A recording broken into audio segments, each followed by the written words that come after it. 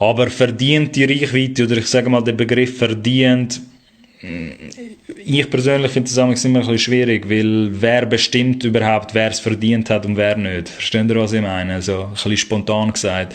Das ist, niemand ist halt da der Richter.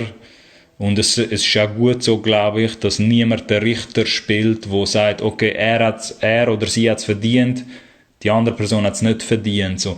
Darum, das mit der Reichweite, dass man mehr Reichweite will, dass man mehr Leute will erreichen, dass seine Stimme oder ihre Stimme soll grösser werden als Musikschaffender, verstehe ich alles. Aber man muss ein bisschen vorsichtig sein mit, wer hat es verdient und wer hat es nicht verdient, weil das Musikbusiness oder Schweizer Musikbusiness, aber auch allgemeines Musikbusiness funktioniert oftmals nicht so in der Realität. Es ist nicht ein Spiel, wer mehr verdient hat, wer es mehr verdient hat, an der Spitze zu sein oder so. Und die Realität kann auch oftmals sein, dass das, was du investierst an Zeit und Effort, gar nicht im Verhältnis steht mit dem Ertrag, sage ich mal, mit dem Output, mit dem, was am Schluss dabei rausschaut. Es kann auch sein, dass du 15 Jahre deinen Arsch aufreißen und es entsteht nichts. Also nichts wird nicht entstehen, so die Wahrscheinlichkeit, dass nichts entsteht, wenn du 15 Jahre wirklich die ganze Zeit am Machen bist und am Musizieren bist, denke ich nicht, irgendwie wirst du auch natürlich besser und deine Releases würden besser sein, wenn dein Wunsch jetzt ist, viel Sachen auf dem Markt haben. Darum nichts würde nicht sein, aber eben, das geht ein bisschen in den Begriff in verdienen und nicht verdienen.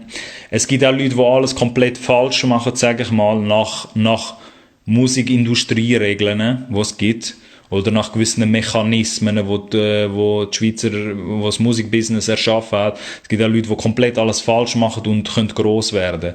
Und nachher gibt es Leute, die auch alles richtig machen und nicht zwingend wegen dem einen verdienten Platz bekommen an der Spitze, so, weil das ist halt einfach nicht die Realität, leider.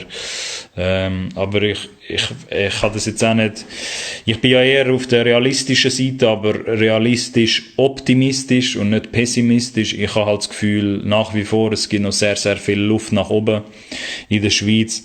Egal in welchem Genre du bist, egal ob Mundart, Französisch oder in welcher Sprache, Mundart gibt es halt im Moment einfach Tendenzen, die zeigen, dass dort die Wahrscheinlichkeiten grösser sind, dass du etwas daraus machen kannst in der Schweiz, aber das ist jetzt auch nicht so ein riesiges Geheimnis. Von dem her, ich habe einfach das Gefühl, es ist wichtig, einfach zu sagen, dort abschliessend, dass es noch überall sehr, sehr viel Luft nach oben gibt.